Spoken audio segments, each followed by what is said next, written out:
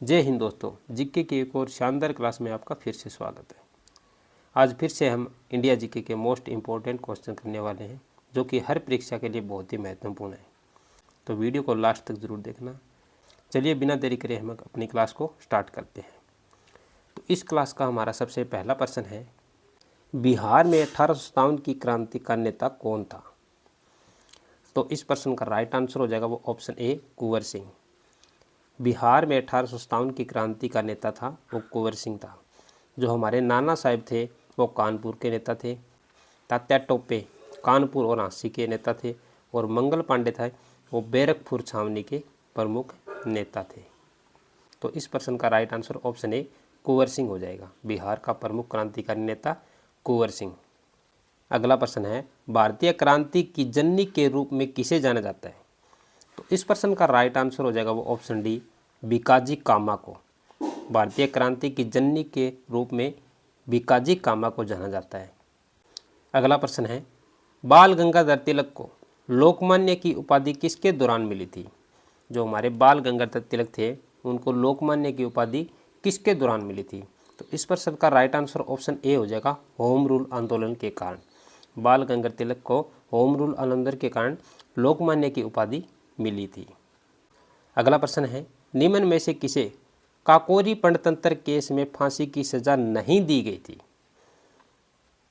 इस प्रश्न का राइट आंसर हो जाएगा वो ऑप्शन है, भगत सिंह को। काकोरी पंचतंत्र केस में भगत सिंह को फांसी की सजा नहीं दी गई थी और अशफाकुल्ला खान को फांसी की सजा, रोशन सिंह और इन तीनों को फांसी की सजा दी गई थी, लेकिन भगत सिंह को फांसी की सजा नहीं दी गई थी। अगला प्रश्न है, सत्यशोधक समाज के संस्थापक कौन थे? तो इस प्रश्न का राइट आंसर हो जाएगा ऑप्शन सी, ज्योतिबा फुले। सत्यशोधक समाज के संस्थापक ज्योतिबा फुले हैं और इसकी स्थापना 1873 में की गई थी। अगला प्रश्न है, 1917 में अहमदाबाद मिल हड़ताल में गांधी जी के हस्तक्षेप के कारण मजदूरों में वेतन की वृद्धि कितनी हुई थी? तो इस प्रश्न का राइट आंसर हो जाएगा ऑप्शन सी, 35% वृद्धि हुई थी मजदूरी में। अहमदाबाद मिल हड़ताल के कारण मजदूरों में 35% की वृद्धि हुई थी। अगला प्रश्न है, रामकृष्ण मिशन की स्थापना किसने की थी? इस प्रश्न का राइट आंसर है ऑप्शन सी, स्वामी विवेकानंद जी ने। रामकृष्ण मिशन की स्थापना स्वामी विवेकानंद जी ने की थी और ये 1897 में की गई थी। इसकी स्थापना 1897 में की गई थी। अगला प्रश्न है, भारतीय राष्ट्रीय कांग्रेस की पहली अध्यक्ष कौन थी? इस प्रश्न का राइट आंसर है ऑप्शन डी, एनी बेसेंट। भारतीय राष्ट्रीय कांग्रेस की पहली अध्यक्ष एनी बेसेंट थी। अगला प्रश्न है, पंजाब केसरी की उपाधि किसे दी गई थी? तो इस प्रश्न का राइट आंसर हो जाएगा ऑप्शन दो, लाला लाजपत राय को। पंजाब केसरी की उपाधि लाला लाजपत राय को दी गई थी। 1928 में साइमन कमीशन विरोध में लाठीचार्ज के कारण इनके गंभीर चोट आने के कारण इनकी मृत्यु हो गई थी। लाला लाजपत राय की मृत्यु हो गई थी। अगला प्रश्न है, अलीपुर बम केस में निम्न में से कौन सा क्रांतिकारी शामिल नहीं था? इस प्रश्न का राइट आंसर है ऑप्शन डी, विपिन चंद्र पाल। अलीपुर बम केस में विपिन चंद्र पाल शामिल नहीं था। 34 क्रांतिकारी इस केस में शामिल थे। अगला प्रश्न है, सत्यार्थ प्रकाश के लेखक कौन है? तो इस प्रश्न का राइट आंसर है ऑप्शन ए, स्वामी दयानंद जी। सत्यार्थ प्रकाश के लेखक स्वामी दयानंद जी हैं। ये देश के देशभक्त भी थे। अरे इनका बचपन का नाम मूल शंकर था और 1875 में उन्हें आर्य समाज की स्थापना भी की थी और इनका जन्म 12 फरवरी 1824 में हुआ था। 1824 में। अगला प्रश्न है, भारतीय राष्ट्रीय कांग्रेस की स्थापना कब हुई थी? तो इस प्रश्न का राइट आंसर हो जाएगा ऑप्शन ए, 1885 में। भारतीय राष्ट्रीय कांग्रेस की स्थापना 1885 में हुई थी। अगला प्रश्न है, किसने भारत भारतीयों का नारा दिया था?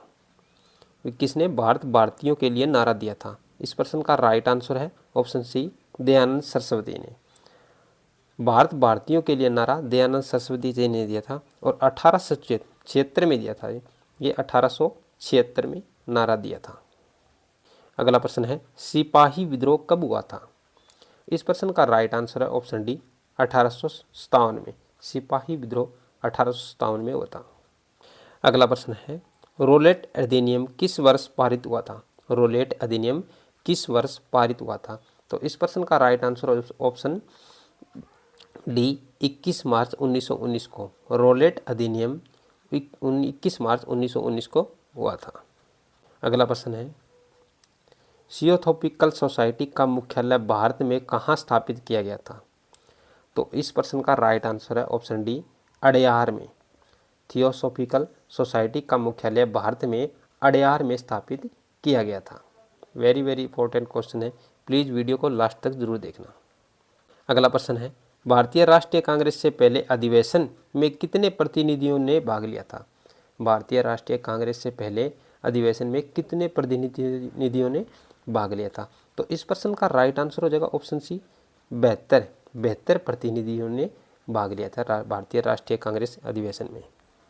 अगला प्रश्न है, भारतीय पुनर्जागरण में सबसे प्रमुख हस्ती किसे माना जाता है? तो इस प्रश्न का राइट आंसर हो जाएगा ऑप्शन ए राजा राम मोहन राय को। इन्होंने दिल्ली के नामकाज मुगल सम्राट द्वितीय द्वारा राजा की उपाधि भी प्रदान की गई थी राजा राम मोहन राय को। अगला प्रश्न है, किस वर्ष कांग्रेस तथा मुस्लिम लीग ने लखनऊ समझौते पर हस्ताक्षर किए थे? तो इस प्रश्न का राइट आंसर हो जाएगा ऑप्शन सी 1916 में। 1916 में कांग्रेस और मुस्लिम लीग ने लखनऊ समझौते पर हस्ताक्षर किए थे। अगला प्रश्न है, एशियाटिक सोसाइटी के संस्थापक कौन थे? इस प्रश्न का राइट आंसर है option B sir William Jones. Hello friends, आज की वीडियो में इतने ही। मिलते हैं नेक्स्ट वीडियो में नेक्स्ट मोस्ट इम्पोर्टेंट प्रश्न के साथ। धन्यवाद।